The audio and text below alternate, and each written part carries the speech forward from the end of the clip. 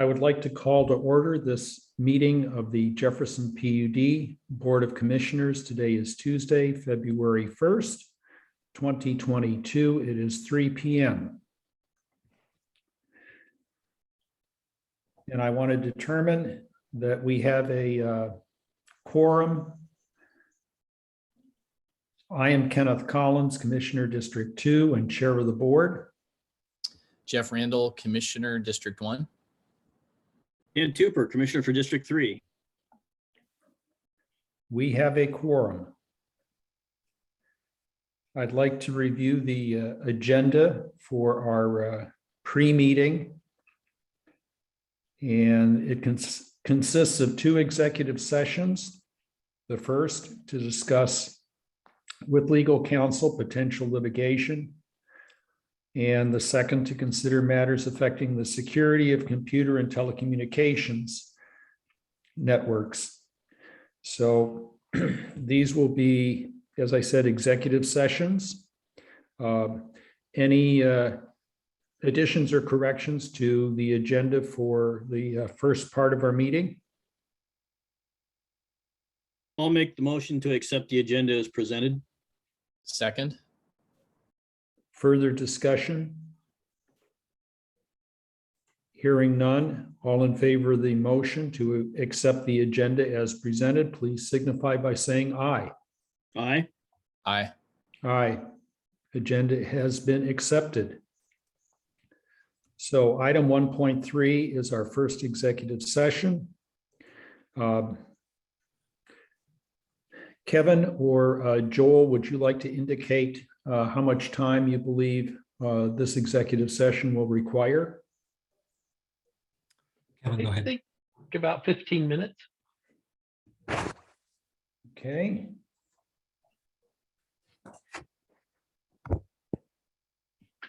So Will, we need to adjourn then to executive session. And if you'll allow us to move into a separate meeting room.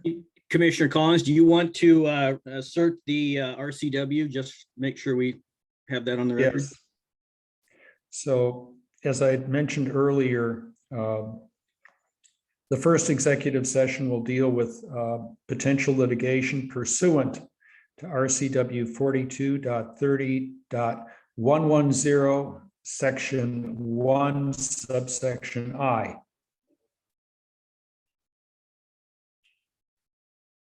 And with that,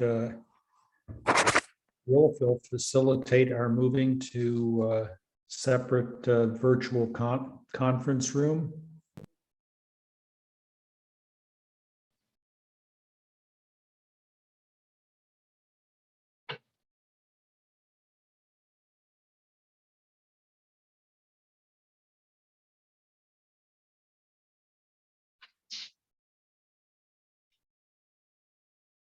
I think you're muted, Ken.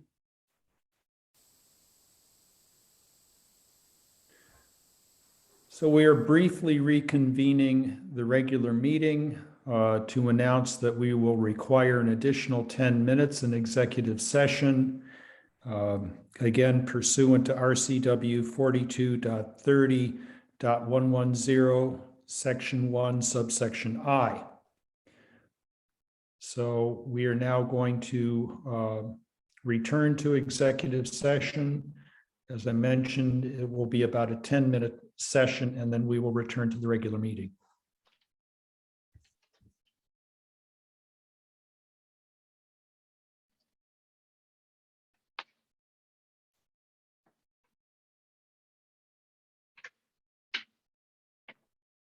Ken, you're muted again.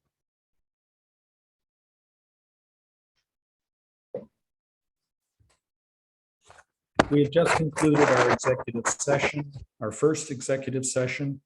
We're back in regular session momentarily. How much time will we need for our second executive session? 15 minutes.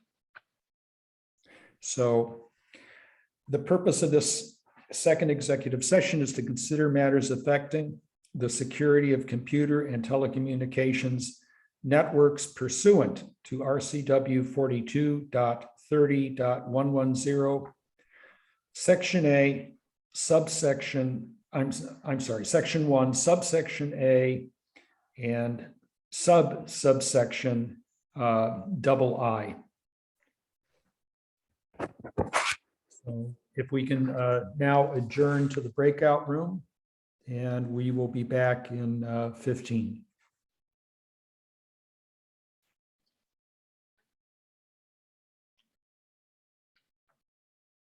Ken, you're muted again. We have concluded the second of 2 executive sessions. It is now 3:48 p.m. We will adjourn until 4 o'clock and resume our regular meeting at that time.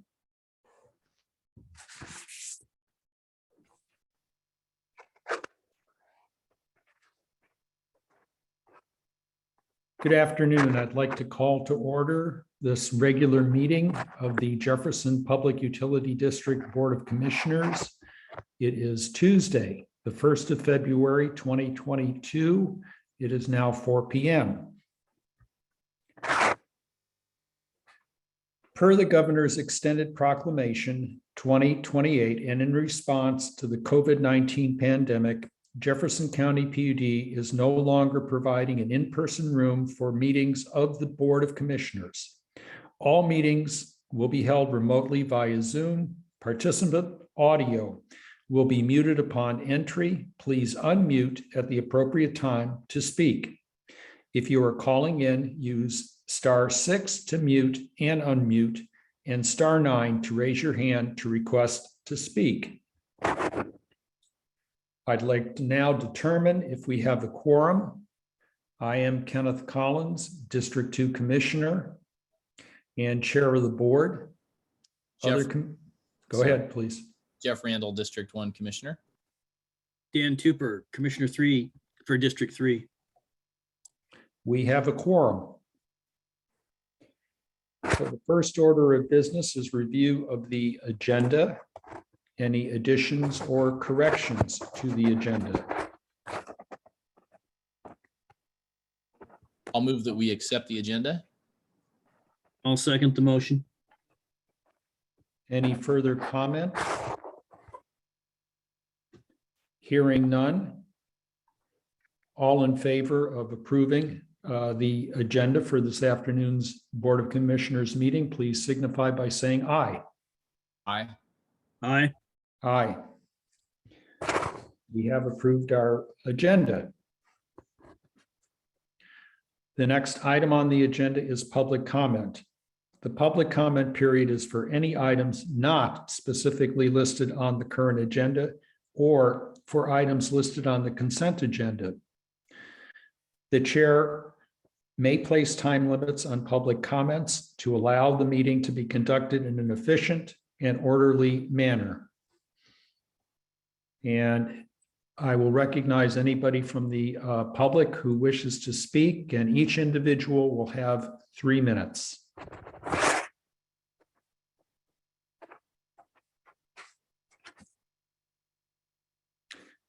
Mr. Rupp, you have your hand up. Yes, I do. And good evening or good afternoon, commissioners.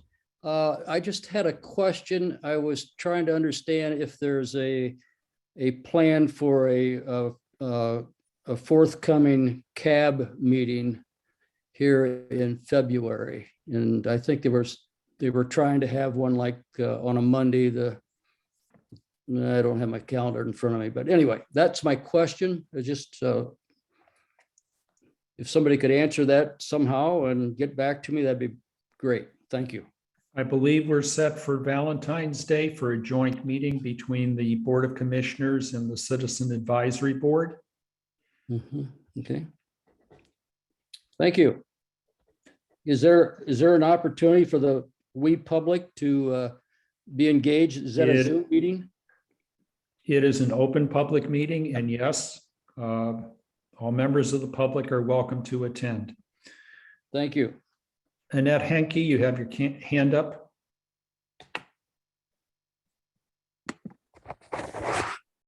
Thank you, Commissioner Collins. Good evening, everybody. As you know, I requested an estimate from General Manager Street regarding the over and above cost of having Palouse as a contractor instead of Titan for a contractor, following the mandates that required the let loose of Titan. And I had to ask for that twice. And what I got back from Kevin and Scott was certainly not satisfactory. I got the hourly wages alone, which are nearly 25% higher than Titan's. But I got nothing about any overtime. I didn't get anything about the housing that we're paying for, those things were mentioned at the original couple of meetings. And I wonder about transportation costs of getting them over the mountains and back.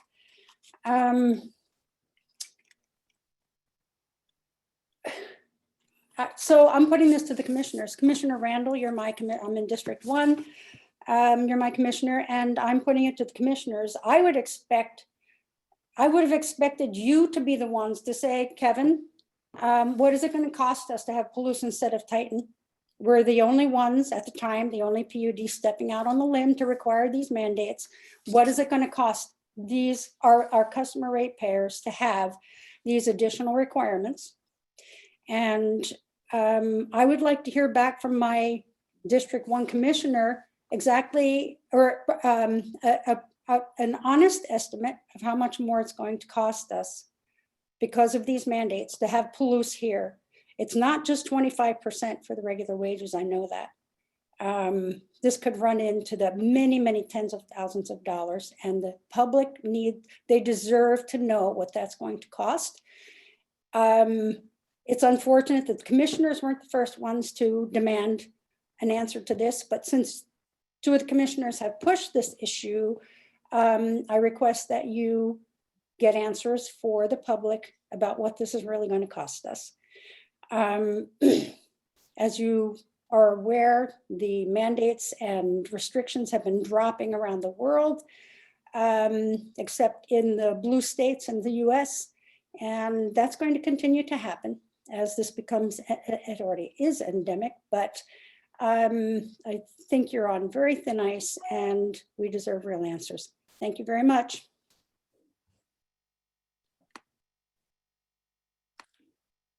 Tom Tersch.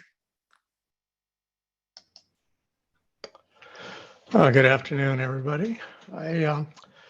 I was just wanted to make a comment on an item that's on your consent agenda, item, let's see, 5.6. I had sent you commissioners an email in which I'd pointed out that there were a number of Scrivener errors in the resolution for public participation as it was presented in the agenda, and I hope you'll take those suggestions in and fix those few errors before you actually sign the thing. But I also want to emphasize that I am very much in favor of you having this policy. I think it's very important that the public knows exactly, or has a good, clear set of expectations for how public participation will be accommodated during your meetings. So thank you for doing that. That's it. Thank you. Other members of the public who wish to take this opportunity to make a statement?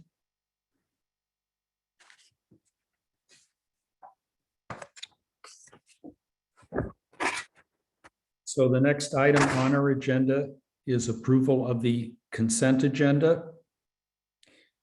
And I wish to take off item 5.7, the resolution and policy for public participation for further discussion. Are there any other changes to the consent agenda that commissioners or staff would like to make? Is that 5.6, Commissioner Collins, or am I reading do I have the wrong? It's 5.7 on my copy. So it's the public participation one? Yes, it is. Yeah, Okay, got it. That's 5.7 on mine too. okay. I must have missed one. So if there are no further changes, I'll entertain them. Commissioner, this is Cami.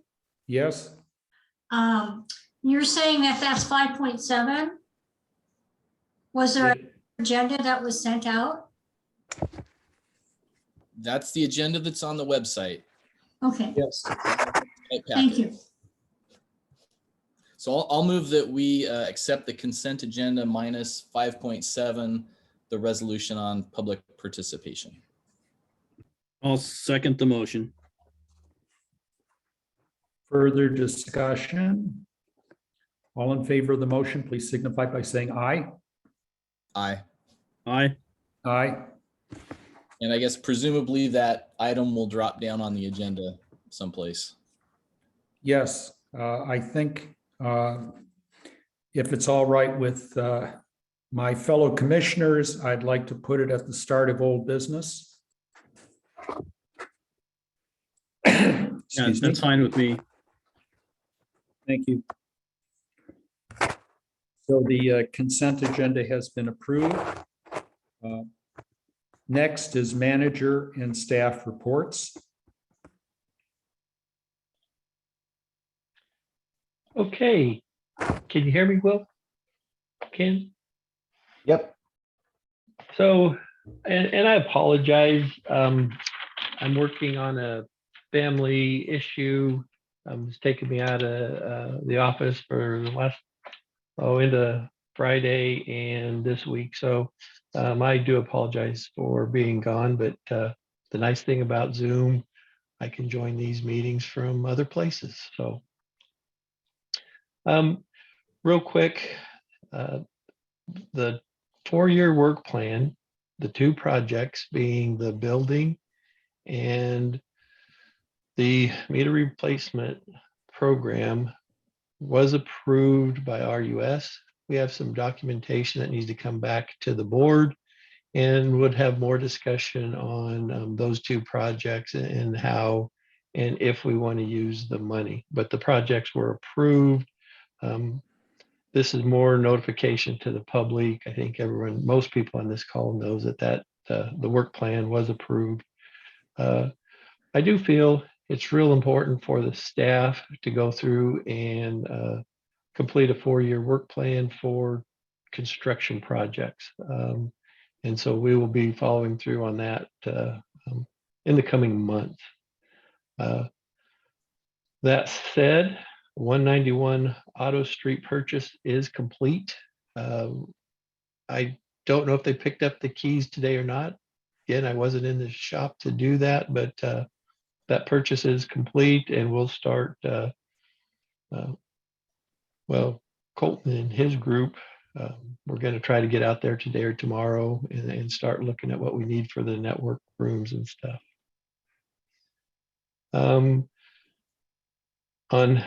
next board meeting, the February 15th, the Sims Way project, Popular Trees, will be on the agenda, and we'll send out notice trying to get the popular people, if they would like to come in and talk to us about that project, on the agenda and invite them in. And then this is a little bit of a departure for me, but I'm gonna jump into an area I seldom talk on, but with the BPA contracts and all of the information going around, I'm throwing this out there to the commissioners. I'm catching everyone off guard, I know, but I strongly believe in a RTO, a regional transmission organization. I believe for Washington State, the PUD Association, for our area, we get lost in the shuffle. And as the commissioners go to, the meetings and some of the stuff that you do go to, I don't know if it's going to shake out that we're going to do a RTO, but I think our commissioners, our legal counsel, Dawn, should be paying attention to the conversations. And I'm just throwing it out there. I am in favor of an RTO. I think that's the only way we're going to get a voice in the real power market. So That was my political statement. I'm done. Thank you all. Can I ask you a question as to the scope of the RTO? What do you see that as encompassing?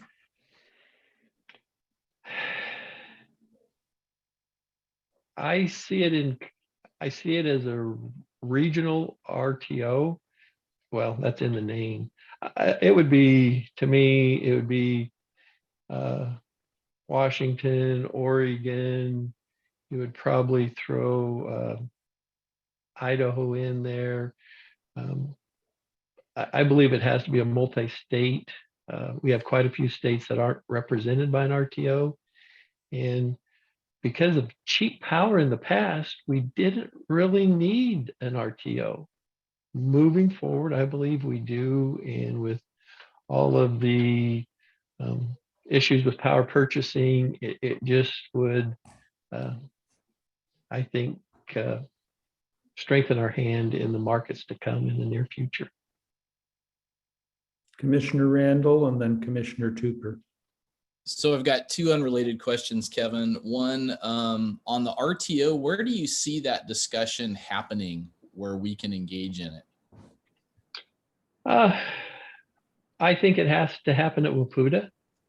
I think I liked the WAPEG meeting that some of us attended last week. It could go there. I believe at PPC, it could go there. I believe some of the, you get down into the managers, we can, talk to a PUD Managers Association, some of those things. So I think it starts everywhere. Almost every association that we belong to, especially the regional one, is where it should start. Okay, thank you for that. And I think what I'll do is I'm still the co-chair of the Energy Committee. I think I'll reach out to staff and ask if we could maybe if there's a natural speaker on the issue, maybe to kind of queue up the topic and get more familiar with it. Second, completely unrelated question. Annette brought up Palouse power costs. And I see later in our agenda, we've got the selection of an electrical contractor through the bid process. Is that to, the Palouse has been working for us kind of on an emergency temporary basis, and that discussion later in the agenda, is that the formal process to select a contractor through the bid process? No,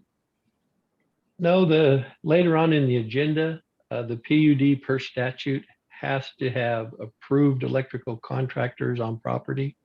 We can only bring in people that are approved by the commission.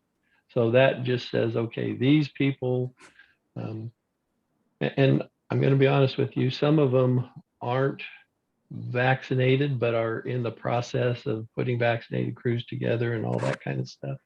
So there is some disclaimer letters that says, hey, we're not today, but we'd like to bid on your projects. We can look at them, individually as they come about, and then some are vaccinated companies. So it's just to approve contractors to work at the PUD. Okay. It's not a selection process. Okay. Well, I guess as a follow-up to Annette's question, where are we at on Palouse Power? Did we go through a bid process? Are we going to go through a bid process to select a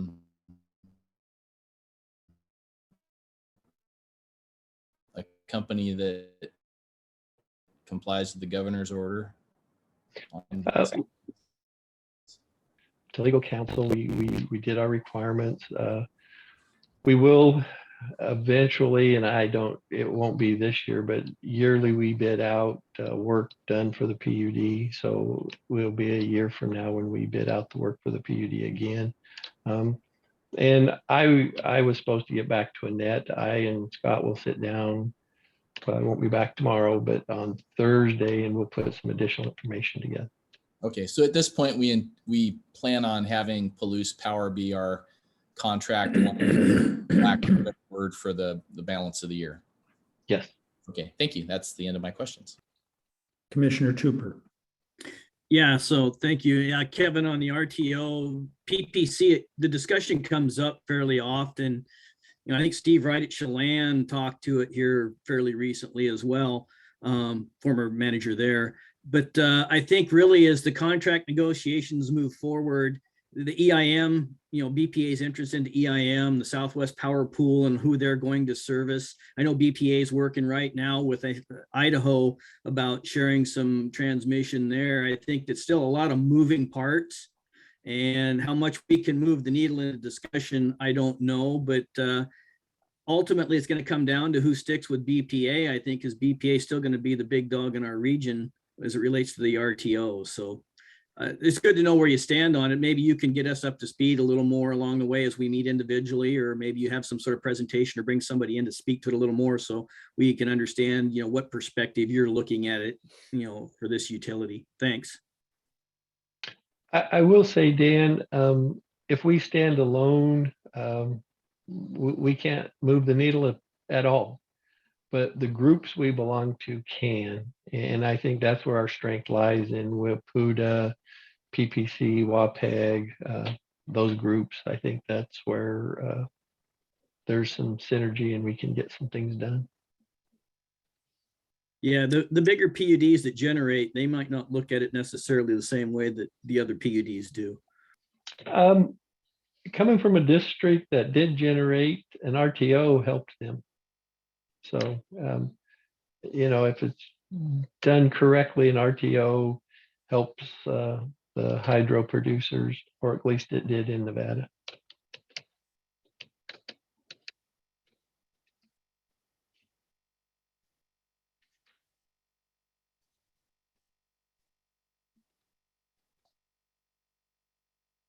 Did we lose Ken?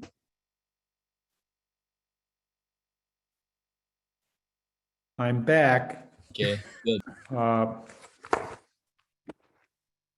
It's very frustrating when you've got a lousy internet connection. Hint, hint. Joel, please go ahead. Yeah, if I could just add on to the RTO discussion, I think Kevin had it just right that, through the regional dialogues going on through PPC and WAPEG, I wasn't able to attend that meeting, but I did read their materials, and I do want to attend the next one because I really liked their materials. And I know there's a lot of discussion amongst BPA customers about an RTO. And it would be helpful, I think, for our utility to support that. And essentially, since all these coal producers are moving offline and there's all these potential sources out there, there's no one who's obligated to actually supply. And I've heard, City of Seattle support it. I've heard there's a lot of support for it, but I think the more there is, the better it'll be. I mean, it's been a difficult discussion in the past, but I think there's a lot more support for it now. So I wonder if you could take a second, Joel, and differentiate an RTO from a customer group such as the Public Power Council.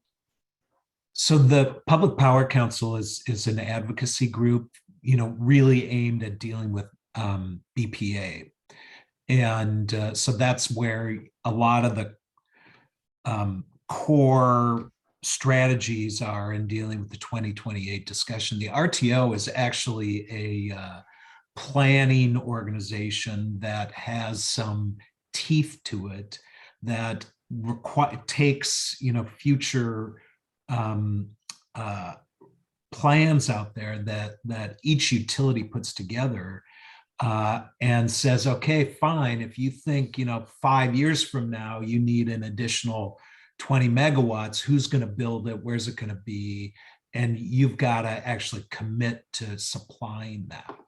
So it really puts some teeth to it now. And now it's not like the day ahead market or the energy imbalance market where it's more voluntary, where if I've got a little extra power tomorrow, I could put it out there for the day ahead. Or if I need it, I'll request it. So it's definitely got teeth to it. Meaning that it can execute contracts and And there'll be penalties for failure to supply. Yeah, okay. Thank you. Kevin, additional information that you want to report to us or turn over to staff for additional reports? Nope, we're short this meeting primarily because of my schedule. We're turning it over to the commissioners. Well, that being the case, I would ask Commissioner Tupper to begin with his report. Thanks, Commissioner. So I attended a PPC 2028 BPA contract, excuse me, workshop on January 19th. And that one was on how preference load by Bonneville may be adjusted in the 2028 contracts. So that's, and kind of short and long of it is they may redistribute, the amount of power that you're going to get in the contracts if you have an overabundance in your contract now, and just a real reshuffling there. Conversations about what that might look like. I also listened in on the WAPUTA legislative update on January 20th. Legislation that relates to wildfire liability, broadband funding, arrearages support, and drought legislation were still working their way through the legislature. Those are all things that WAPUTA is watching closely and affect us as well. As an individual utility, I had a phone meeting with Kevin Street on the 21st. PPC met again on January 25th, and that workshop explored BPA costs and rate trajectories and the metrics that are involved around the high water mark calculations that go into the contracts for BPA, which is basically your load, peak load and your load, talking about how those things would work and look in the 2028 contracts. I also attended our special meeting that same day. I found the Tetra Tech presentation on risk and resilience assessment generally concerning, as I'm sure we all probably did. The utility sector is really facing a lot of challenges in this virtual and technology oriented age that we're getting into, full speed ahead here. It was great to hear an update on the broadband funding. Also that day, I'm still concerned about the amount of potential PUD matching funds that may be required moving forward. I think that's something we need to track and talk about a little more often and transparently for the public, of how we're going to recapture those funds and how we're going to delineate between the electrical side versus the broadband business line as the broadband business line starts to take shape. Listen in on the Washington Public Agency Group WAPAG meeting on January 27th. Much of the same information that you see in here at PPC, but with WAPAG, it's obviously a little bit smaller group, a little bit different makeup, a little more municipalities involved in that one. A lot of the same people we're familiar with from WAPUTA attend those, but it gives you a better chance to interact on an individual attendee or utility basis, as opposed to the meetings where there's 200 people. This one had 40 or 50. So that's kind of a nice to be able to ask a few more questions at those. I'll attend the PPC meeting on February 2nd and 3rd. The NOAANET meeting is scheduled for February 9th. I will attend our special meeting on the 10th. I meet with Kevin Street on the 11th, and I will attend the joint CAB meeting on February 14th. And I currently I've spoken with 2 potential CAB candidates for District 3 and have an email with a 3rd. So I'm getting some good feedback already from my district. I put the word out to probably 20 people all around the district, and I'm getting some feedback now. So I don't know at what point we want to put this out in the papers. If we want to do that, I'm pretty confident with the 2 that I've already talked to that one of them will definitely be a good candidate. They both would, but I definitely feel confident I'll get a candidate out of those 2 alone. So it's up to you guys and staff whether you want to run this in a newspaper or what you want to do about filling the vacant District 3 CAB position. That's typically been our process. Dan, who has left the Citizen Advisory Board?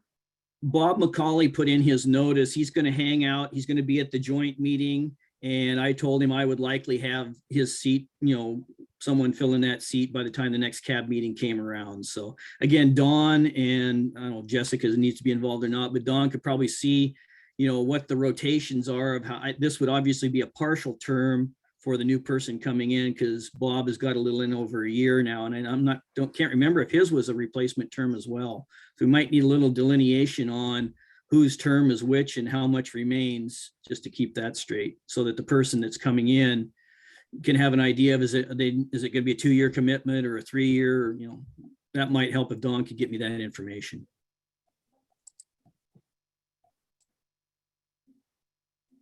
And that's your report, All right, that is my report. Commissioner. Counselor Paisner, your hand is still up. Commissioner Randall. Okay, on the 19th, I attended the same PPC BPA contract meeting that Dan referred to. He gave a nice summary on that. On the 20th, I had phone meetings with Marty Kithcart, customer, and John Morrow, city manager. On the 25th, attended the PUD special meeting. On the 26th, I attended my first Energy Northwest meeting, and it was very interesting. They have been having big COVID impacts. They said they had 221 cases of COVID positives with their employees in the first 2 years of COVID, but 100 additional cases in just the last 30 days. So they were hit really hard. They have strongly encouraged their employees to get vaccinated, but they don't have a mandate. So that was interesting. Let's see. They're discussing the relicensing of the Columbia Generating Station, which the license runs through 2043. And they've got this interesting opportunity to upgrade the power from the Columbia Generating Station by modifying the turbines. And it was just really interesting to hear this dialogue of, they're looking at about a $500 million cost to increase their power generation by about 20%. And nuclear power plants, of course, run straight out flat, generate a certain amount of power. And they were having difficulty with BPA getting a commitment as to whether BPA would want the power or not. And what they were hearing from BPA is, well, we don't know how many PUDs are going to want our power. So there's this circle that happens when we're saying what our contract is going to be down to the power generators. So that was just really interesting to hear the uncertainty on all these different levels. There was, really interesting discussion on an intern program that Energy Northwest is offering, where basically they seek college level interns and funnel them to participating PUDs. And our PUD was mentioned as being interested in that. So that was nice. Had another discussion on the small modular nuclear reactors, and they've been talking about possible projects in Grant County or possibly in the Tri-Cities area. And the interesting thing to me to hear was that the kind of fuel that they use, it's called high assay, low enrichment uranium. There's no source of that in the United States. Guess where the only source of it is from? Russia. Something I'd never heard before in all these discussions of small modular nuclear reactors. They're also having a huge housing crisis in the Tri-Cities, which is affecting Energy Northwest's ability to hire employees. So that was very familiar. So we're not the only ones having that kind of trouble, and they've lost people because they hire them and they can't find housing. I never would have guessed that problem would have existed down there. And then lastly, they've got this glass making project, which would take radioactive liquid waste from the tanks that's not associated with the Columbia Generating Station. I think this is old Hanford stuff, and run it through this glass factory and turn it into a solid. And another wild thing I'd never heard before is once they fire that up, and they're getting close to being ready to start it, once they fire it up, it can never stop. If they stop, the machines that make the glass are destroyed. So really technical, complicated stuff that's happening down there. So they had to have a backup generating power source of generators for that glass plant when they get started. On the 27th, I participated in the WAPEG discussion, and that was the first exposure I'd had to that group too. And I appreciate Kevin signing us up to be members with that, because I think they will be a really good source for us as we go through this contract discussion, that the members of WAPEG are like us. They're utilities that are much more like us.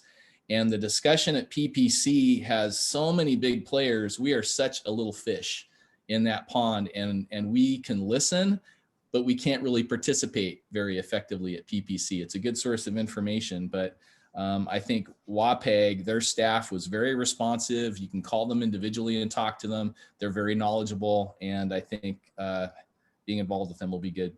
On the 27th, also listened in on the North Olympic Development Council meeting, and was surprised to hear that Clallam County has also been successful in getting some broadband funds to the tune of $25 million.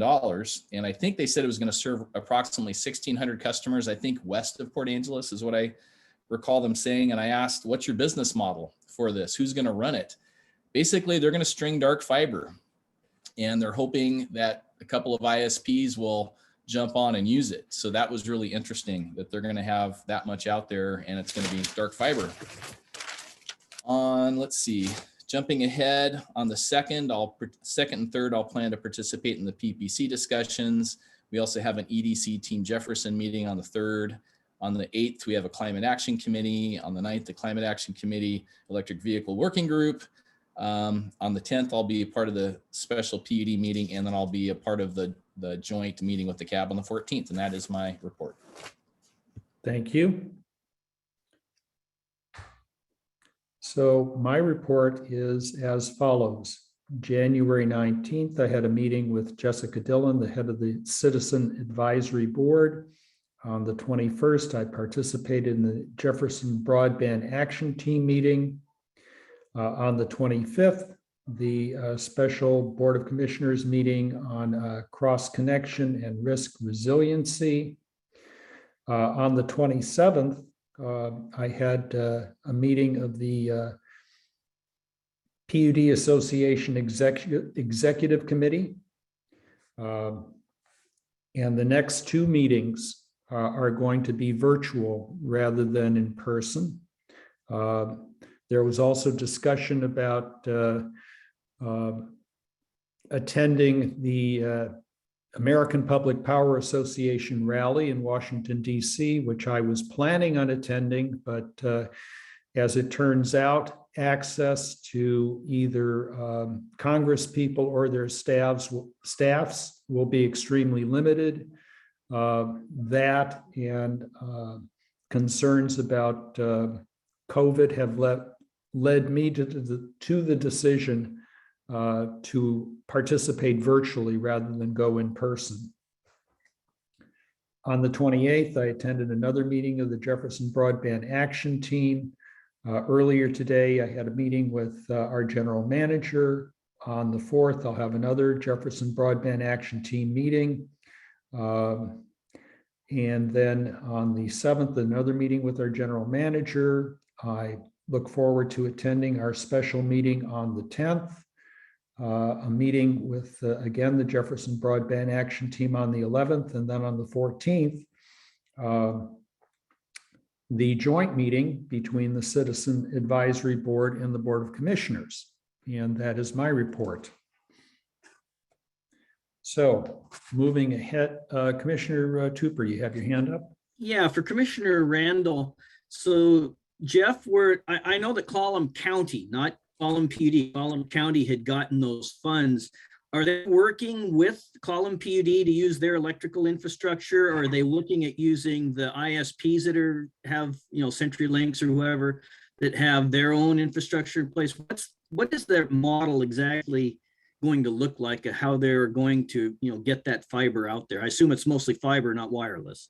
Yeah, that's a good question. It was kind of a constrained time when I was asking the questions. We were kind of running out of time. So I don't know. I will follow up and find out, because I'm really curious, because it seems like Clallam PUD is kind of taking a hands-off position. So who knows how it's all working, if they're going to use, Clallam PUD is the electrical utility, the other one's the poles. So presumably they're partnering with Clallam PUD, but Clallam PUD is not using their own funds. But I think those are all really interesting questions. And the first thing that jumped to my mind is, okay, who's going to run it? What's the model going to be? And it sounded like they had gotten probably not big ISPs, probably more local. They said they had at least 2 ISPs so far committing to wanting to be a part of that.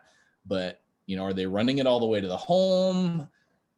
How's it all going to work? Where's the stuff? Where's the equipment going to live? It's really, those are interesting questions based on a lot of the area is tribal. I think they're looking at, so maybe JNet would be my guess. Maybe that could be an entity. I was just curious if you had any more detail on that or not. Thanks. No, I'll share when I find out more. Thanks. Those are good questions.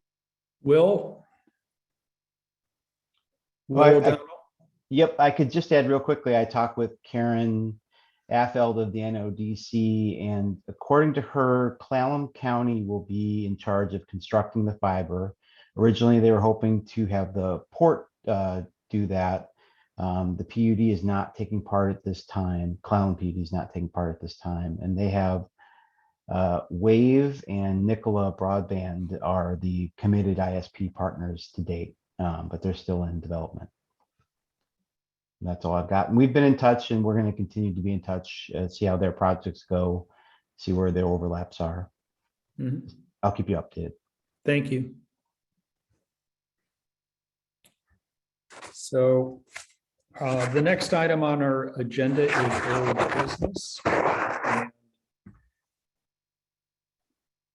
The first old business item has to do with the resolution that was taken off of the consent agenda, having to do with public participation. The reason that I had wanted to have some discussion is that there's a change in language that I feel is appropriate. In the second paragraph, speaker recognition, the second sentence now reads, after an initial warning by the president or the designated chair of the meeting, individuals who intentionally violate these guidelines, et cetera, et cetera. And I want to strip the word intentionally. The reason being, as a chair, I feel comfortable judging whether a person's behavior is disruptive or not. I do not feel comfortable judging the person's intentions. So I would like, with your consent, to delete the word intentionally and then to vote on the resolution.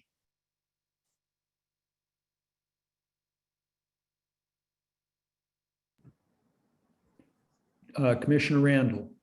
I would support that. I think that's an unnecessary word and creates a burden that's inappropriate.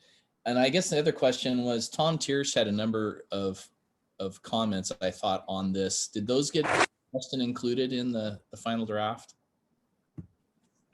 If I could, I think I was the drafter on this. The version in front of you did not.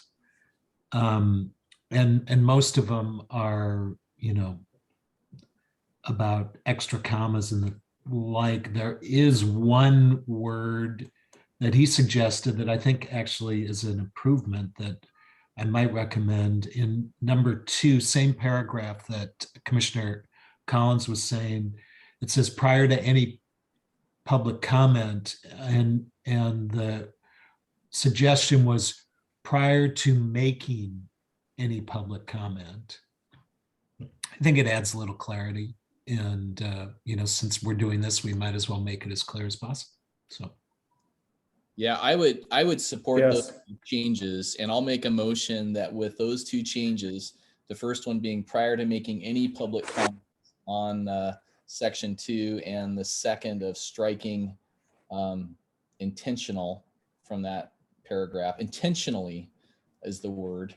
Striking that word. I move that we adopt this. And is this actually a resolution? Give me a second Yes. here. So that is the attachment to the resolution. With those changes, that we adopt a resolution of the Board of Commissioners updating our governance policies regarding the manner of public participation. I'll make that motion. So I'll second the motion, and then I'll have a little discussion. Yes, please go ahead.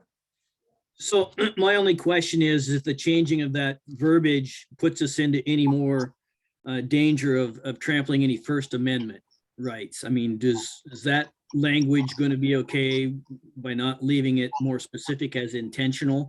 That opens up the door that, we might be impeding on someone's First Amendments because it's, unintentional.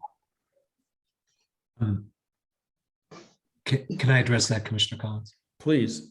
Commissioner Collins brought this to my attention, and the idea is that you want it as concrete as possible. So you don't want it to be subject to, the whim of the chair to shut down comment because First Amendment applies to these, limited meetings that we have here. So by taking out intentionally, I think it does bolster the meaning and firms it up that, the point Commissioner Collins made is how do we know what's intentional or not?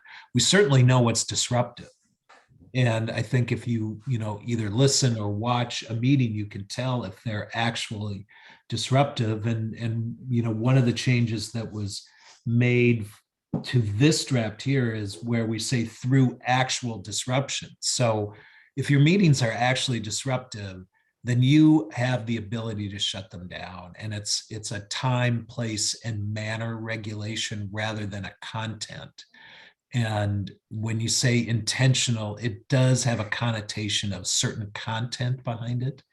And that way you're out of making that determination. So I think it actually strengthens the policy. And and I agree with the change and I'd recommend you do it. Thanks. Thanks for the question too, Dan. Any further discussion?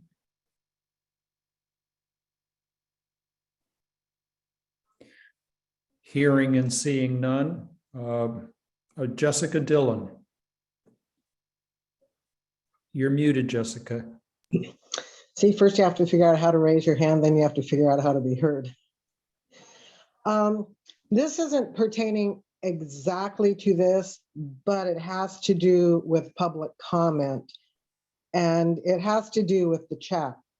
And I know I've spoken about this before, and I don't know what the legality is with the chat, with the Open Public Meeting Act, but if someone puts something out there and it goes to everybody, is that just the same as someone getting up and speaking?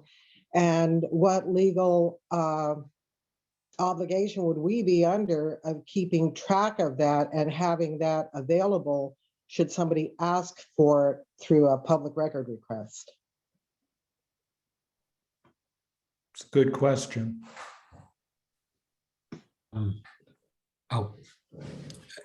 Commissioner Randall, did you want to go ahead and? Yeah, we've talked about this before. I guess my simple question is, can we disable the chat?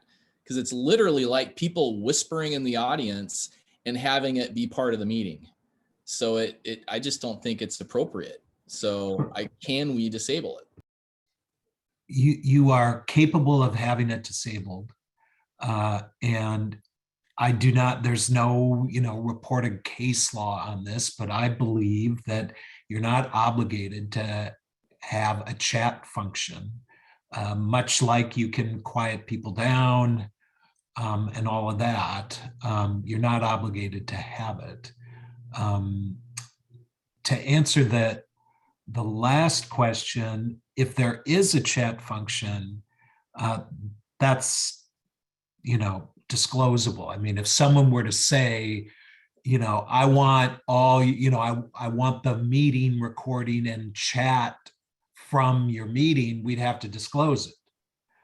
But if you do not want to have the chat function, then you are able to direct staff to disable that. Well, is there any record of the chat once the meeting is ended? I defer to Will on that. I think there is, but that's been my understanding. There is a record. We have the records. There is only a record of the public chat. There is no record recorded just because Sure. of the way Zoom works of one-to-one chats. So we can turn it off whenever you want. Thank you. Commissioner Tupper. Annette Henke.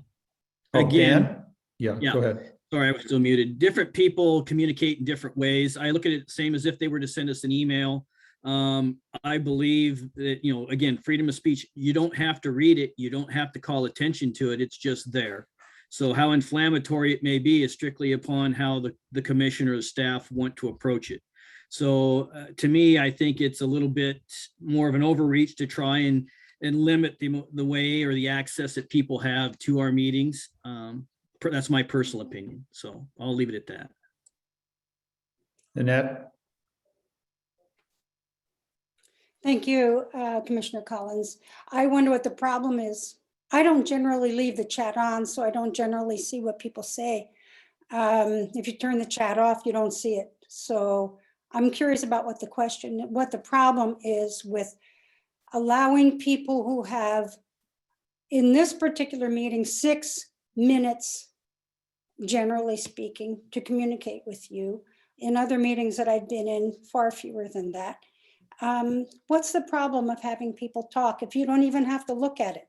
Just close the chat if you don't like what's being said there. Is there something so inflammatory that could be said there that it implodes the PUD? I don't think so. The last time I was on a CAD commission call, at 2 minutes and 30 seconds, I was warned by the chair that I was running out of time. That took about 10 seconds of my comment to tell me that. So I think there are broader concerns here, why this is being brought up, and I recommend that you keep it going for First Amendment issues. Thank you. Will, your hand is up. Sorry, I forgot to turn it off. Tom Tirsch. I completely agree with the description of the chat as being the same thing as people talking to each other in the audience. They don't have a right to do that. They only have a right to speak during the period of time by which they're recognized by the chair, and at no other time during the meeting. It's not a matter of free speech. It's a matter of the conduct of the meeting, which is at the discretion of the chair. And it's much simpler to control things if you simply make it a firm policy that you do not allow chat during these meetings. It's very, very simple. So we have a resolution that's been made and seconded. Doesn't appear that there's any further discussion, so I'd like to bring it to a vote. Ken, just a quick clarification for staff. This issue of chat, I'm assuming, is not addressed in the resolution. Is that correct, Will? Or Joel, or whoever wrote it? It's not addressed. Okay, so we can address that separately. So yeah, I have the questions. So all in favor of the resolution having to do with public participation in PUD meetings, please signify by saying aye. Aye. Aye. Aye. The resolution has passed. Thank you. So the next item under old business is the agenda report having to do with electric service charges. And I'm assuming, Kevin, this is something that you want to present? Yes, I'll present this today. We talked about increasing our construction cost, line extension, specifically on the electrical side, to correlate closer to what actual material costs are. And there were some questions. So we're bringing this back a second time. And one of the questions were, well, how can you justify these costs going up? And for example, wire's gone up approximately $1.20 a foot. That's what we've increased the construction cost to. The concrete vaults and the fiberglass vaults have gone up approximately $500 per vault. Fuel has increased approximately $1 a gallon. Transformers are 2 to 4 times what they were a year and a half ago. So we can justify the new charges in the rate. The second question the commissioners had was, okay, if transformers are going to hit the $10,000 range, how can we try to keep that cost a little bit more reasonable to our customers? So we came out with 3 options, and I'm being very specific here. This does not pertain to developments or commercial accounts. This is for a single residential transformer only. I believe that commercial and development should pay total price. There's a difference there, but even that we can add to this policy. What we're saying is a single residential service payment could be taken in 3 installments, which Gene, during the meeting we had last time, texted me and said, hey, we can do that now. So we could take installments for payment, and that's doable. What some co-ops do, second option, is they kind of average the last 2 purchases.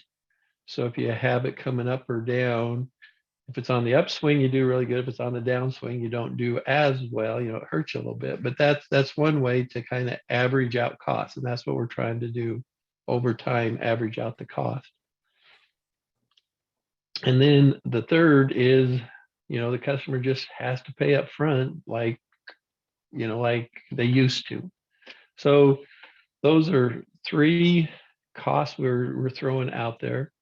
And depending on which option we go by, you know, it may cost the PUD a little bit of money, but as long as we're close to one of these 3, we will recoup our costs through rates then. So as staff, we're comfortable. We can look at more options and ideas. With that, questions? Commissioner Tupper. So Kevin, 2 questions. One is on the 3 installments, over how long of a period? Is that month over month over month, or is that quarterly? And how would that look? And the other part on that same bullet, is this something that people who could utilize the RUS loan program that we're going to be doing? Is that another place that we might be able to work into this for the residential customers on trying to get them some relief or a better way to deal with the cost of these transformers?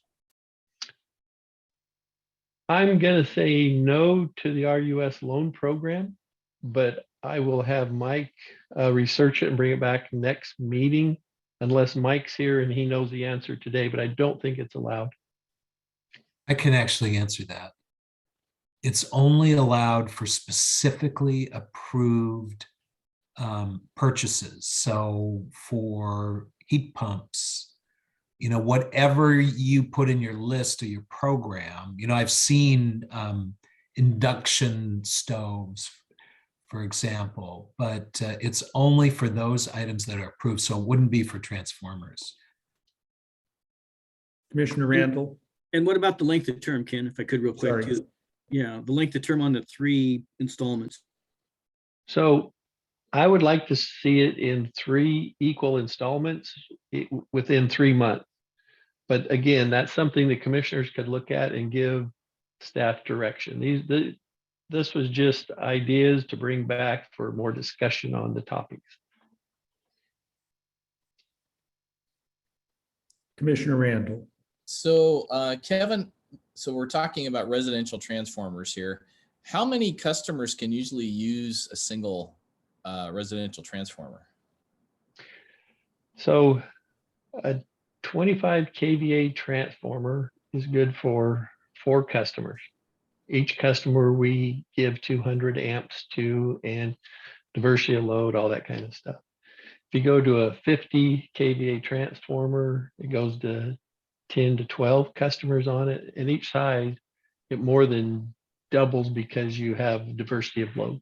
So my question kind of comes back to, if I remember the old fee schedule and the old cost, it seemed like the customer who replaced the transformer was paying about half of the cost of the transformer, is what I remember from the old style, like $750, and then the transformers cost $1,500 is what I recall. And I'm just kind of wondering, if we're having folks pay for the full cost of the thing, is that fair if other people are going to come along and then use the same transformer and it's already been paid for by somebody else? I guess that's kind of the question. So, and this is really a debatable topic. Samantha and I debate this all the time. I believe the customer who causes the cost, the new customer, has to pay for that transformer. On the electrical side, we do not have latecomers. Kind of what you're getting at, Jeff, is there a latecomer yet? There is not. A new customer can move in next door and they just reap the benefits of that transformer being there. And most of our new construction, though, are, I'm going to say, transformers that would probably not be used in the future or the very near future, because they're a line extension. They're building through their property to get up to a house, and that transformer sits there and is, I'm going to say 80% of the time, no one's going to connect to the transformer.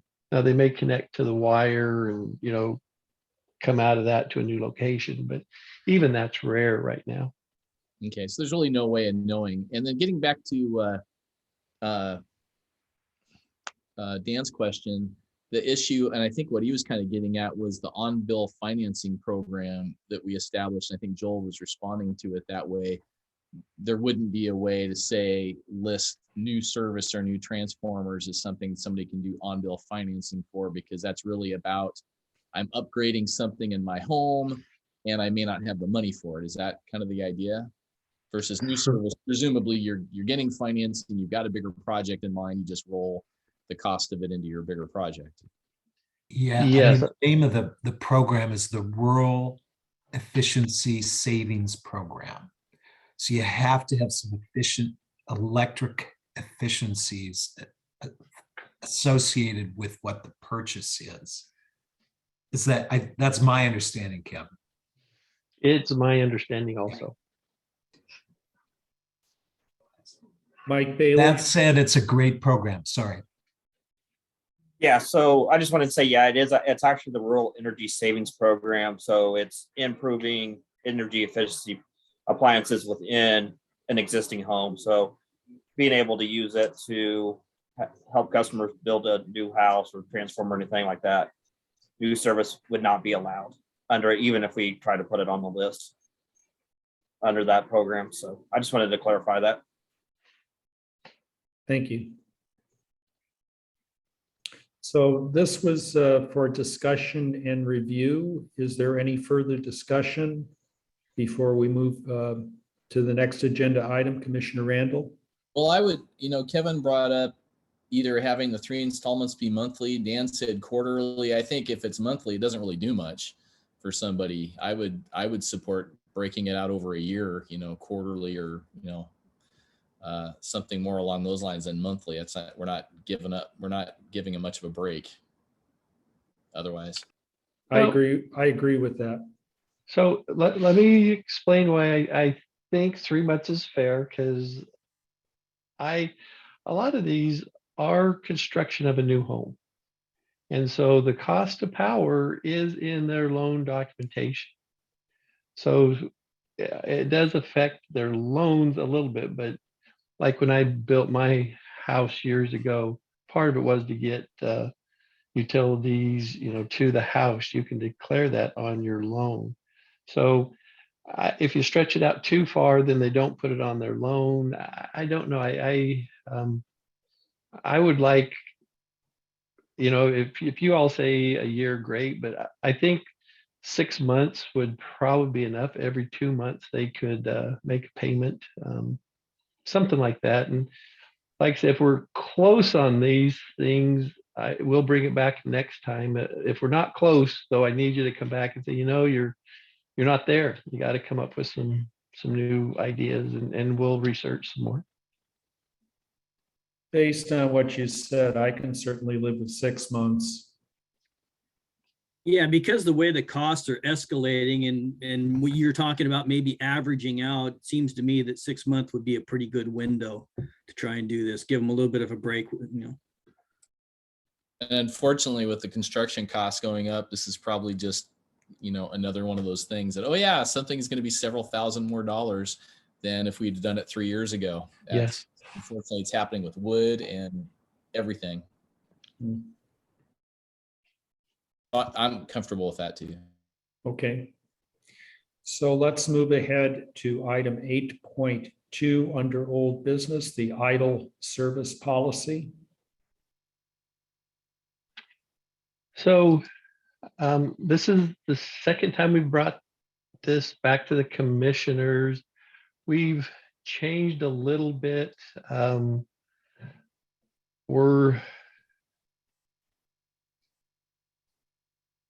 We think, and I'm going to go down to the very last paragraph. We're agreeable go from the $55 to like a $40 fee change. The commercial, we need to get a little bit more. We never really talked about that, but we would like to put the commercial more at $100 if that works well for the commissioners. There's reasons why the base rates for commercial is higher and everything else, so we can justify that. We would like to bring this back with a 2-year option and say, okay, if it's an idle service. We were hoping to get the PUD association information for this packet. We got it. Annette sent it out earlier today. I apologize for the last minute, but we just barely received it. So questions? Dan? So because this is kind of a radical move, I'll use that term loosely, I guess. I'm still a little concerned about the notification to the public, to the customer. Some of these will be very simple because they've been, out of service or idle for a long time. But, I could, and again, I don't know how the whole idle thing works at the moment. But it concerns me that maybe there's been a death in the family, property is in probate. Who exactly is the right person to get a hold of? Maybe a sibling is making a payment for somebody else's service and they've dropped the ball, or an aging parent, the child is taking care of that. I would like to see us have a little bit of flexibility, more than just 30 days as we're starting this off. As we get into it a little further, then see where things may fall through the cracks of it a little bit. We can firm it up a little bit. I'd like to see us take a little bit more time to make sure that the actual people are being notified. Just because we don't get a response doesn't mean that there isn't someone who's going to respond. So what our counter proposal back to the board will be on that one is a review process. If under a review process, a year from now, that customer comes back and says, hey, just exactly what you said, Dan, there was a death in the family and this, and this is why it happened. In a review process, we can catch those and we can say, okay, that's a reviewable circumstance. We would put it back at PUD's cost. And I think that would be a fair way to go for everyone versus just not do it. We really feel we can reclaim over 20 transformers 30 days from the time this policy goes into effect. So yeah, I'm sure there's some low-hanging fruit. So that's it. Thanks. Commissioner Randall? So I need to get a clarification on what an idle service is. So let's say it's me. I've got a property that's got PUD service, but I have used 0 energy for a year, but I'm paying my base fee. Am I going to be defined as an idle service, or is idle service, I asked you to disconnect it and I'm paying nothing for a year? Which one is idle service, or are they both idle service? So in the traditional option, idle service is only services that are disconnected, that are showing no power through the meter. It's booted, basically. Where idle service has gone over the last, I'm going to say 10 years, is what you just talked about, Jeff, is a service that had no usage for multiple years. They're still paying the base fee, but no usage. And because we don't recoup all of our costs in the base fee, at that point, it would be, okay, customer, we're classifying you as an idle service. You're going to have to pay this little higher base fee to keep your power on indefinitely. So if I could continue with this, Ken. So basically, it's almost like they'd get a new bill And the new bill would say, it's almost like a lack of payment, but instead it's saying something else. It's like, customer, you haven't used power for a year, 2 years, whatever the threshold is. Your use is classified by our PUD as idle service. If you would like to maintain the option of using power in the future, you need to pay this new rate. And you can have whatever explanation on there, because you're not using electricity, it's not helping to pay, whatever educational, informational stuff. And then they'd have the choice. And I share Dan's concern. I would want to make sure that they really, we reached out, we got the right person. They formally chose one option or the other, and they knew what the alternatives were. And I favor the lower cost too. So it's helpful to understand that. And I'm just kind of walking through, okay, how would that work? Okay, I got a letter. Oh, I've got my barn that I don't have any animals at. I've got nothing happening there, but it's still got in service. Now I have a choice. Do I want to pay the higher fee because I anticipate using it in the future? Or am I okay just disconnecting it or maybe I'm going to sell it or whatever? And I appreciate that we've got a real shortage of equipment, and we're trying to get equipment back where people who want to use it can use it, as opposed to one that's sitting there, it's not being used. So thank you for the clarification. So does it make sense to take another pass at this at our next meeting with the modifications that have been suggested? We will redline this document. We will add a couple definitions, and then we will put a review process paragraph in there and bring it back for discussion at the next meeting. Very good. I really think you need a definition of idle service, say exactly, so we know who we're talking about. Yep. Very good. Thank you. Item 8.3, approval of pre-qualified electrical contractors. Kevin? And I'm going to turn this over to Scott. Are you still on, Scott? Can you hear me? Yes, sir. How's everybody doing tonight? Good. Good. Good. We're bringing a list. You have the list of pre-qualified electrical contractors. This list, the following electrical line construction companies have submitted information pursuant to RCW 54.04.080 and RCW 54.04.085. PUD staff humbly request the PUD Board of Commissioners approve the electrical line construction pre-qualification list for 2022 in its entirety. The 2022 electrical line construction pre-qualification list is Henkels and McCoy, Wilson Construction, Magnum Power, Patelco Inc., Pacific Northwest Power Services, Palouse Power, Olympic Electric, and Michael's Pacific Energy. Thank you. Any questions? Commissioner Cooper. Thanks, Scott. So maybe you could give us a little bit of a breakdown on each one, because some of these are new names, at least to me, they're new names. Which one's the most local, I guess, would be the first question I would ask. A little bit of breakdown on each one, if you could. Okay. Henkels and McCoy is a big company. They're from out of state. Wilson Construction, same thing. Magnum Power is from Castle Rock, so I consider them fairly local. Patelco is a huge company. They're close. They have bases right outside of Silverdale. Pacific Northwest Power Services is a company from Bremerton, so they're close. Fairly new to the industry. Of course, Palouse Power, they're from Quincy, Washington. Olympic Electric is from Port Angeles, and Michael's is a big company from out of state. Thanks, now, Scott. of those eight contractors, 4 of them are vaccinated and could come on site tomorrow by following the vaccination mandate that we require.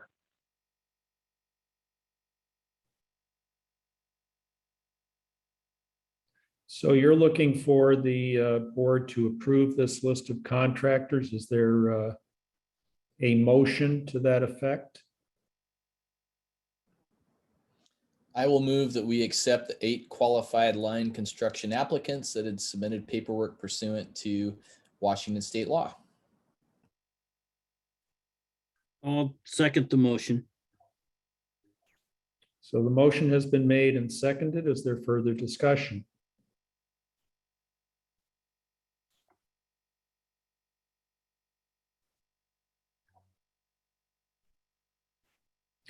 Hearing none and seeing none, I will ask for a vote. All in favor of the approval of this list of contractors, please signify by saying aye. Aye. Aye. Aye. New business. Thank you. Thank you. Hiring incentives for 2022. So And I'm going to start. Ken, didn't mean to interrupt you, and then I'm going to hand it off to Melanie.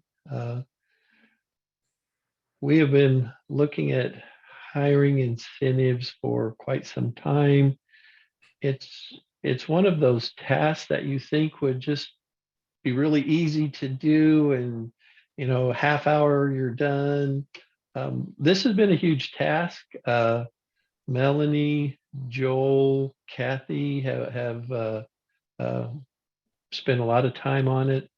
Melanie has done just a ton of work. I appreciate everything she's done on this, and we'll have a couple meetings like this with the board where we can discuss the policies, finish writing them up, and then bring them back to the board. But I just really appreciate Melanie and all the hard work she's done in putting these policies together and working through different options for the PUD. So Melanie, thank you. Yes, good evening. So Will is going to bring up a PowerPoint to guide us through the presentation. Thank you, Will. So as Kevin said, we have some hiring incentives, some policies that we have put together for your consideration. As you know, hiring has been really challenging due to various reasons, including a highly competitive labor market and housing challenges in Jefferson County as well. So Will, next slide, please. Tonight with these policies, the idea is that I will present the programs that we've come up with and the highlights of these programs. Depending on your feedback, we'll come back next meeting and bring the actual policies so you can look through them thoroughly. So for now, what we intend to do is introduce, once these are approved, introduce these to the non-represented staff, and then bring them to both IBEW and laborers for negotiation, because some of these changes are subjects of bargaining. So next slide, please, Will. So first policy I want to touch on is a sign-on bonus. And this policy is to incentivize candidates to join the PUD and accept an offer of employment. So the dollar amount would be up to the GM's discretion, limited to $8,000 per candidate. And external, to be eligible for this bonus, you have to be an external candidate, which means that you can't be a current employee of the PUD. And this candidate has to be going into a regular full-time position. And the eligibility is determined by management for positions that are difficult to recruit or retain. And contractors and independent consultants are not eligible for a sign-on bonus. A candidate has to be accepting a regular position. And if it was a contracted job, that would not count as a regular position. So there would be a payback provision in this policy. If an employee was to resign before completing 2 years of employment, they would have to pay back the PUD on a prorated basis. And the policy we came up with is if they were, so let's say they worked for us for 12 months and then terminated their employment, they would have to pay back the PUD half of their bonus amount. So Will, next slide, please. Thank you. The next policy is the employee referral bonus. So we believe that current employees can connect us with great candidates that they've worked with in the past, or let's say they've done trainings with, they've gone to school with. So we think it's a really great way to network. And so the idea behind this policy is current employees would refer a candidate, and if they're successfully hired, then the PUD would pay the referrer a bonus.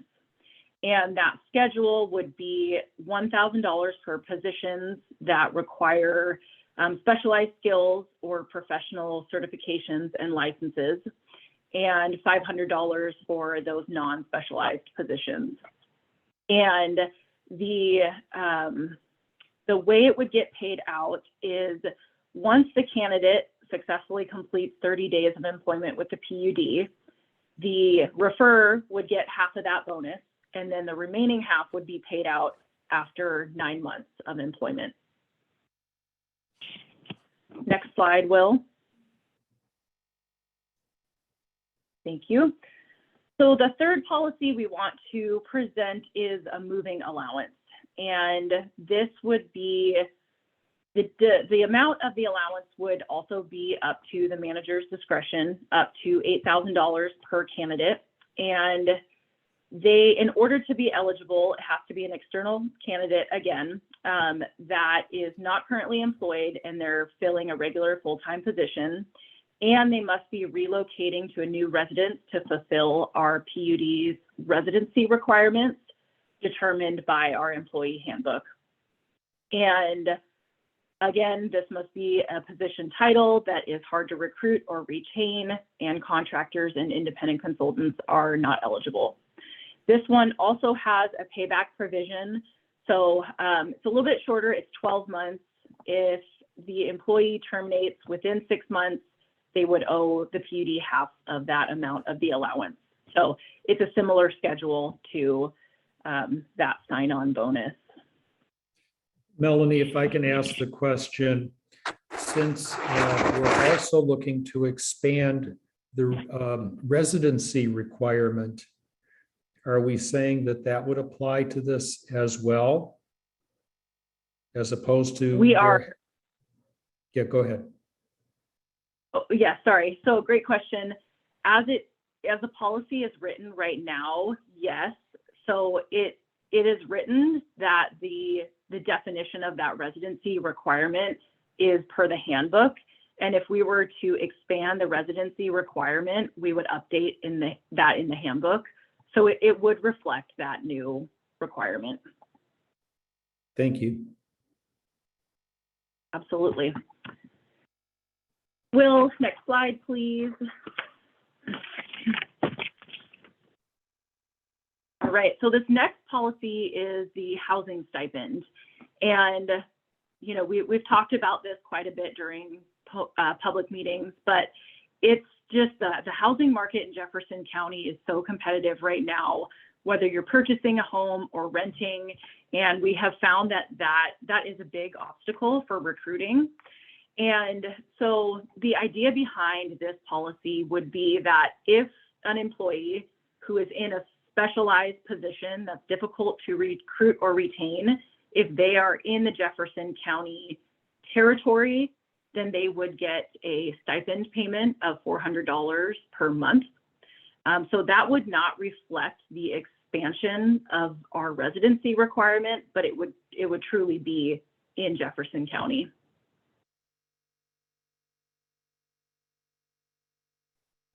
Okay, next slide, Will. Okay, so now for so the Melanie? expansion. Yes. Yeah, on that one. So is that in perpetuity? Is that 400? I guess maybe I'm not reading it close enough. Is that stipend in perpetuity as long as they're employed? They would get that? They every would, month? yes. Every month. And this is similar to Clallam PUD has a stipend for certain positions that are in certain areas like Forks. And there, I believe theirs is about 500 a month. So yes, the idea would be that it's for the longevity of them being employed here. Mhm. All right, thanks for the clarification. Yep, absolutely. Ken, Yes, and that one, I think needs a little discussion because, you know, maybe it's for the first year. We have some room on all of these for discussion and debate. So it could be, I know a lot of people bring the stipend in because while people are renting till they purchase a home, it's to help through those kind of things. So Dan, there is options we can talk about here. yeah, that makes sense to me. Yeah, I just want to get a little clarification. I assume we'll go over all this at the end. I want to let Melanie get her presentation in, somewhat interrupted. Yeah. Melanie? Thank you. So next slide, please, Will. This is the housing, the residency requirement expansion. So the proposal as it is right now for your consideration is that personnel who must report on site after hours must reside within 50 minutes of our headquarters in Jefferson or Clallam County. So we're expanding up north, but we know within Clallam County, there, you know, as you go out west, you can get a bit a ways away. So the cap would be at 50 minutes legal driving time to 310 Four Corners. And for employees who don't respond to outages or don't have to report on site after hours, we would allow them to live in Jefferson, Kitsap, or Clallam County. And the thought process behind this second one is that, you know, of course, to get to Kitsap, you have to cross the Hood Canal Bridge. And with the closures, it's very unpredictable at times. And this could become an issue if someone has to get on site to the PUD and there's a large delay from the bridge closing. So that would be for positions that don't need to report on site after hours, who could live in Kitsap County. Okay, Will, next slide, please. So benefit enhancements, this one is, we have two proposals to bring to you tonight. One is related to life insurance. So right now, non-represented employees are at $5,000 for life insurance, which is, it just does not reflect the current rate of funeral services and end-of-life services. So our proposal is to increase that to 1.5 or 2 times the basic annual earnings of employees. So depends on their rate of pay. And I am currently waiting on a quote from Pacific Underwriters so that I can get you the financial impacts of those premiums that would increase. And same with dental, I'm waiting on a quote from them, but we would look at increasing the dental coverage from $3,000 to a $5,000 maximum. And you've already done benchmarking on that. I have, yes. So I did some research among the neighboring PUDs, and I think there were 3 others that were at 3,000, and the rest, the 3 or 4 other PUDs was less than 3,000. But we feel that that should be increased based on the current costs of dental care. All right, Will, next slide, please. So last but not least, for your consideration is a 410 schedule.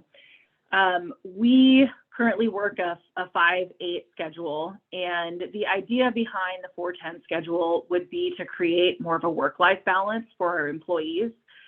So this way they would have a 3-day weekend with more opportunities to use the 3rd day for personal errands, appointments or just for leisure time. So this is a topic that we do want to bring to our next directors meeting to really get a feel for the different departments and if employees are interested in transitioning to a 410 schedule. But we do think that it would benefit our current employees, and we also think it would be a point of attraction for new employees as well.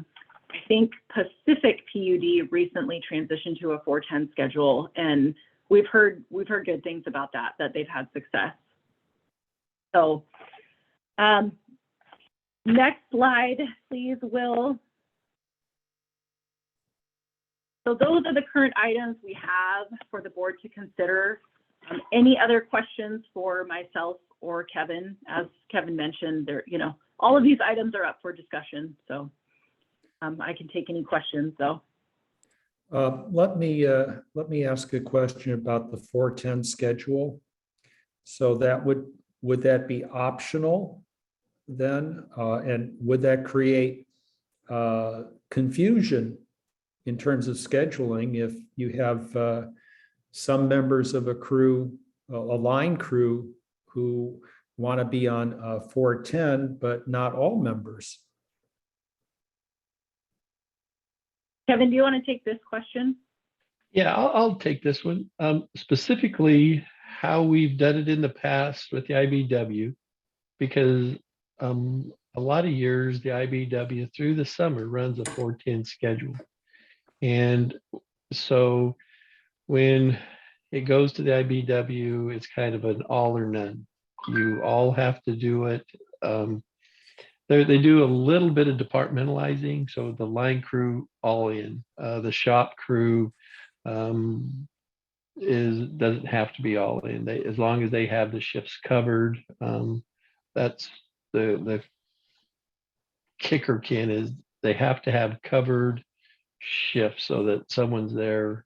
In this case, we call it a 410 shift, but they work 5 days a week. The line crew has in the past. So it's when we negotiate with the unions, they will say, we're all yes, or they won't do it. Okay, thank you.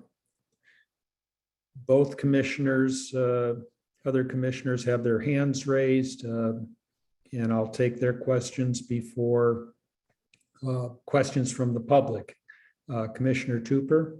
So yeah, Kevin answered one of mine was going to be about how we're going to do the union contracts with those that's already in it, probably to a certain extent. So my question would be to those working remotely, how are you going to track exactly who can be doing that if they're working remotely? And then how do you implement it to those who are working maybe in the office part of the time or out of the office or in the office full time, so that, the phones are covered, the people are there to deal with the public at the reception areas. I mean, how do you do this in a way that everybody it gets equally implemented?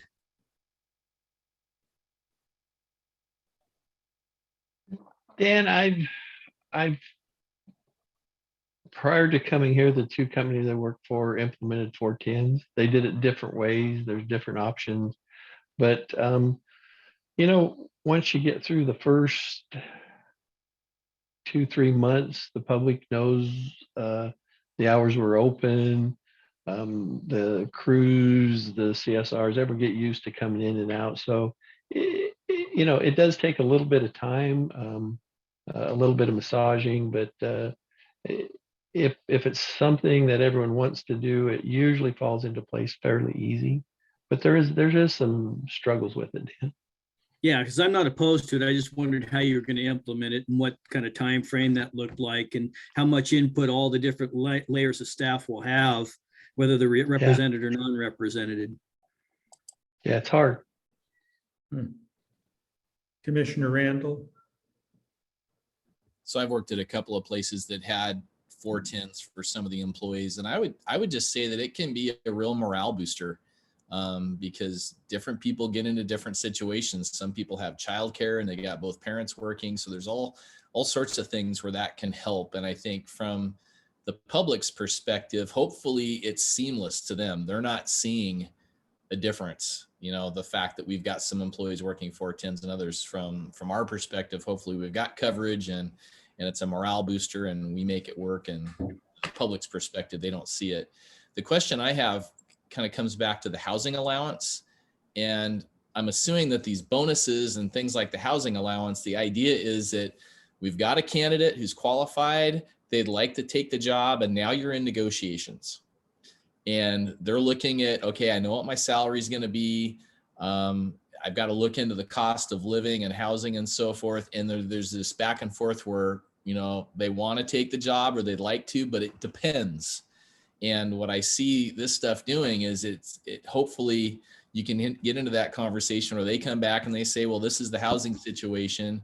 And you say, well, what if we could do this, $400 for 2 years or 3 years or 1 year or whatever. And if that's enough to get them to say yes, that presumably once somebody gets settled here, our salaries are sufficient to give them a very good quality of life. It's just that getting them here. And for folks who it's a little bit of a shock what some things might cost here compared to maybe what they're selling a house in Moses Lake or wherever they're coming from. It's like, wow, houses are a lot more expensive here, but over time, hopefully that adjustment takes place. So I just, Kevin and Melanie, just kind of wanted to get your reactions, how you looked at these things and how you would use them, because I think a housing allowance in perpetuity, to me, that's not what this is about. This should be about a negotiated thing to get them here. Jeff, you hit the nail on the head. This is to get people here. Once we get them here, we hope the PUD in our community keeps them here. So, Commissioner Tupper. Yeah, so I'll stay on that one then. I'm looking at, the full suite of what we're looking at putting through here, keeping in mind these are ratepayer funds that we're using, to throw these benefits out there. So, the $400, housing stipend, I'm thinking, maybe like 6 months. If they haven't figured out in 6 months, to find a place, odds are they may not find one at all. And we're just kind of throwing extra money out there. I think it is a little unnecessary in the way of a housing allowance. So the length of that stipend is to me is somewhat critical. A year would be the absolute maximum. I would think we would offer something like that. And whether or not the $400 per eligible employee, I assume that staff has done some research into whether that number makes sense or not. So that's my thoughts on the housing stipend. And I'll go to the sign-up bonuses. Obviously, it's at the manager's discretion. But again, I think, we need a little bit more sideboards or a little bit more guidelines, even though it is at the manager's discretion. If we're talking about a $150,000 a year job versus a $70,000 a year job, it should be tiered or capped or somewhat a little bit more descriptive about how much we're going to throw out there for those types of positions, because some are obviously harder to get than others in the industry that we're dealing with.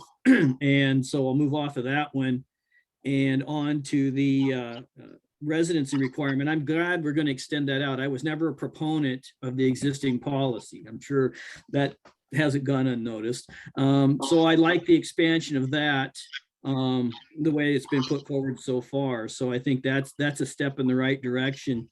And then I guess one other thing I'll bring up is, we all understand that it's competitive and it's hard to find people. And, that residency requirement may have been a little bit of a hurdle in the past. So again, the vaccine mandate, again, is that something, I guess I'm gonna put the question straight to staff as we look at these kind of benefits and whatever, maybe that makes a difference, maybe it doesn't, but how much harder have we have any evidence of people that we've actually have said they're not coming here because when we had interviews that the mandate was a detriment to them coming here? I mean, how many people have we given accommodation to within our existing employee structure? I mean, I'd like to hear a little bit of numbers about, obviously, like I stated, I think that geographical one we had in place has been a detriment. And I think the vaccine mandate that we have under the circumstances as they're developing is again another detriment to us getting people in here and getting in here affordably. So Dan, I'm going to jump in real quick on if neighboring PUDs, and you can pick anyone you want, they do not have vaccination mandates. And they are hurting for employees exactly how we are. We are not unique.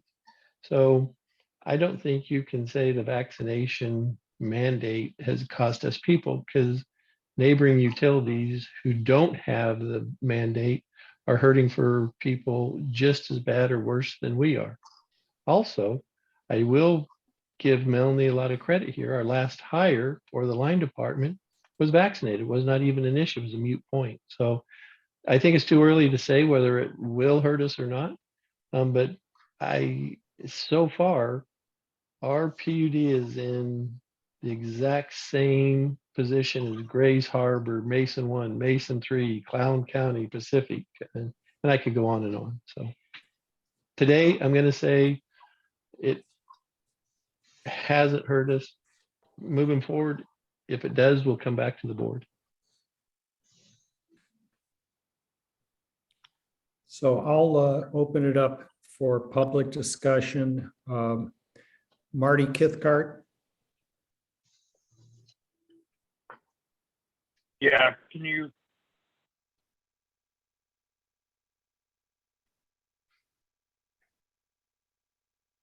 We can hear. Can you hear me? You're on. Yes. Okay. Okay, great. So yeah, I actually disagree with Kevin on what he just made the comment on. You know, it is hard to find people right now for work. And that being said, it's all cast down from the pandemic. A lot of people have gotten lazy.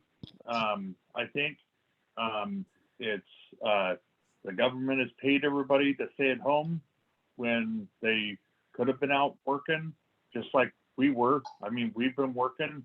A lot of other people have too, and it hasn't affected us as far as getting up and going to work in the morning.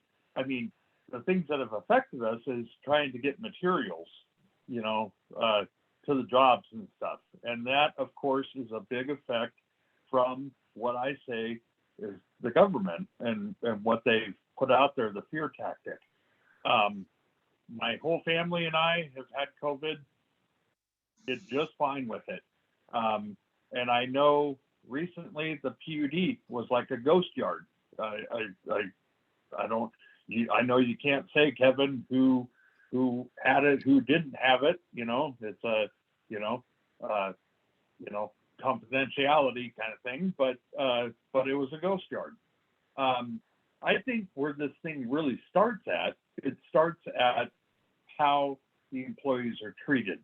And I think that if everybody were to go out and actually talk to your employees and ask them what is the driving force of them all leaving. Number two is that you've gotten rid of, definitely qualified individuals that didn't have to be let go. And so I've kind of got a problem with the fact of we're talking $16,000 basically as a sign-on bonus, for bringing in somebody new where you had somebody. Why did we let them go? The jabs aren't doing good anymore. Everybody knows it. It's not affecting Omicron. Everyone that I've spoke with, the hospitals, that's a sham. 2/3 of Jefferson Healthcare was overwhelmed with vaccinated people, not unvaxxed, vaccinated people. That comes directly from a nurse that reads everything that I know very well. So I don't believe that. The other fact of this crap that's going on in our world today is the fact of we've got the Department of Defense that has actually been monitoring everything that's been happening and the repercussions of the vaccine. So 300% higher on the miscarriages. 300%. Marty, your time, I'm sorry. Your time is up. Ken, I got my 3 minutes. Your time is up. You need to stop. 300%. Okay, And- please and stop then talking. say Will, can you aviation- mute him, please? His time is Aviation up. and how many This is people what's have been- called disruption. This is actual disruption. How is Jessica Dillon, Yes, thanks for the opportunity to speak. Can you hear me? you disrupted me? I just had a couple of thoughts or questions about the housing stipend. I'm come you don't assuming wanna that listen to that's for, I'm assuming that's for people who are moving to the area from someplace else. And I was wondering if that was only for Jefferson County or if that would be for Clallam County as well, if they would choose to reside in Clallam County. And then the other thing on the benefit enhancements, I just wanted clarification on that those benefit enhancements would be extended to all employees, not just new hires. Is that correct? And that's all I have. Thank you.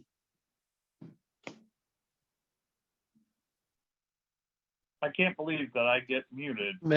Melanie, do you want to jump in? Yes. So And I Jessica, didn't get heard. to answer your That is question, bad. That is bad. first question I on feel the you're, stipend. Marty, I am warning you that if you continue to disrupt the meeting, you will be dropped from the meeting. I understand that, Ken, but why did I get muted? Why? Your 3 minutes were up. Like, oh, I'd just like to know. My 3 minutes weren't up. I timed it. Your 3 minutes were up. Marty, I was timing got it a too. stopwatch. You had 3 minutes, buddy. I timed it too. I don't agree. Yeah, this Commissioner Tupper, Marty, yeah. Commissioner Collins was generous with this time. He gave you the 3 minutes. I'd like to recognize Annette Henke.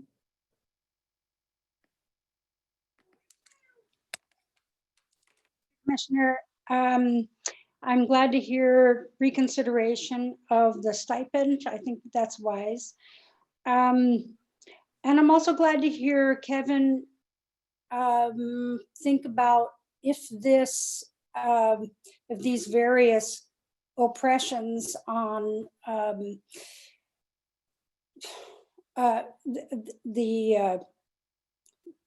how, if we find that it's more difficult to allow people to work here, then we will reconsider the vaccine mandate.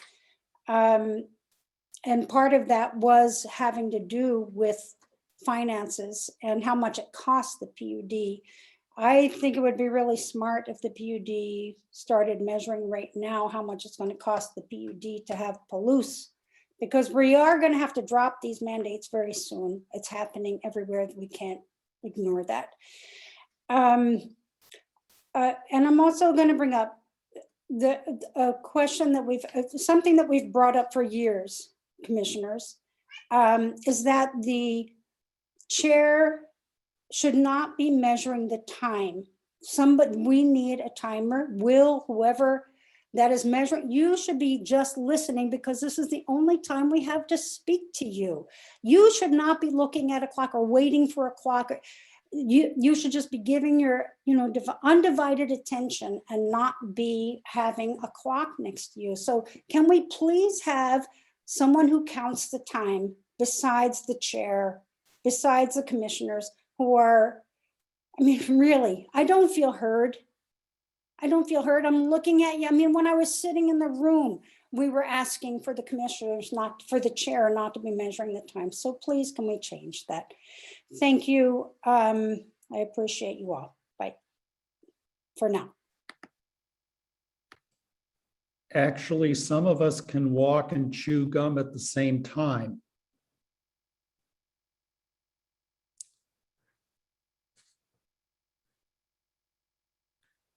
So No comment.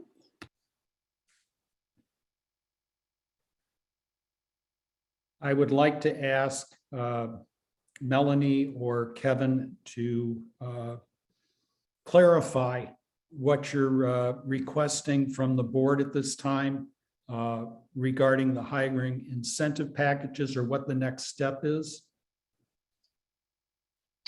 I'll go first Kevin, and then, yeah, I'll go and then Melanie take over. We've presented it now to the commission and the public. I think I have enough input to massage some stuff and bring some stuff back to the next meeting. As a whole, I think there's a agreement after some modifications, for example, to the rent housing stipend and a few more clarifications and a couple other policies. But as a whole, with more detail, the board could move these forward. Okay. Melanie? Yeah, and just to add to that, these policies are a work in progress. So really the goal of the presentation was to present you with our ideas for your consideration, get your feedback, hear the discussion. I have some notes on what changes we need to make. So I will add those to the policy and then we'll bring it back to the board. Great. Thank you. Thank you very much. So we have reached we have reached the end of our agenda for this Excuse me, evening. Ken. Oh, I didn't see a couple of hands up. I'm sorry. Just briefly, Melanie was getting ready to respond to the questions that I had earlier when she was interrupted by another member of the public and never got an opportunity to do that. So if she would be willing to do that, I'd appreciate it. Yes. So if I'm remembering the questions correctly, that first one has to do with the area stipend for employees who are moving to Jefferson County. So the intention of that is the area would be Jefferson County. So not Clallam, not Kitsap, just Jefferson. And for the benefit enhancements, yes, that is for all employees that are covered under the PERMS program. So the initial intent of that one, this is the life insurance has been something that we've been wanting to bring to the board. So that one was more of a retention effort for current employees. And of course, that would be extended to new hires as well. So hopefully that answers all the questions. Yes, thank you.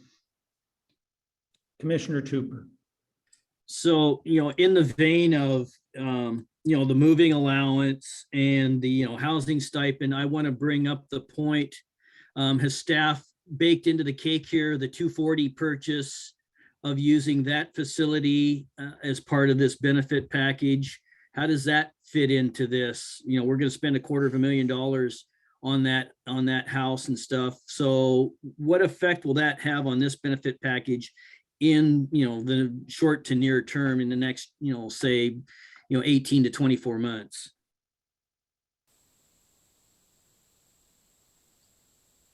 You want me to jump in, Melanie, or? Okay. Yes, please. It's our overall goal there, Dan. We are looking at some additional options, with the 240 property, to maybe do something along with upgrading the building, but we're not sure yet on what we can and can't do through the county. But yes, the building upgrade would be just, call it one more arrow in the quiver to help with recruitment. Well, I think the two kind of go hand in glove. I think we should be simultaneously working on some kind of a plan, forward for that property as it fits into this. If we're not going to do that, we should kind of decide that up front as we're looking at this benefit package, because again, it's ratepayer money, $250,000 there.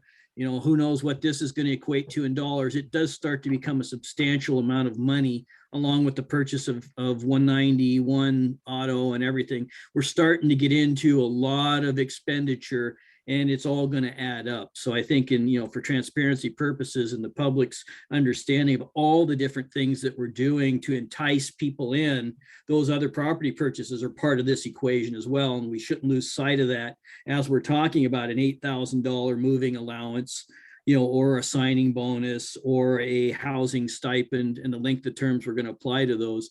I think it does matter. So we should tie those things kind of comprehensively together in a way that we don't forget about one as we're talking about the others. We are putting plans together for the 240 property. It's going to be a little slower going than maybe everyone wants, but that is going to be a nice piece of property. I don't know if you guys remember, but when we first started, there were I'm going to call them bonuses. It was either moving or whatever you needed to do to come here, but they were given to I want to say the first 7, 8 employees that we had. So on the electrical side. So that part isn't new to the PUD. We just have kind of gone away from it. And with today's market, we need to bring it back.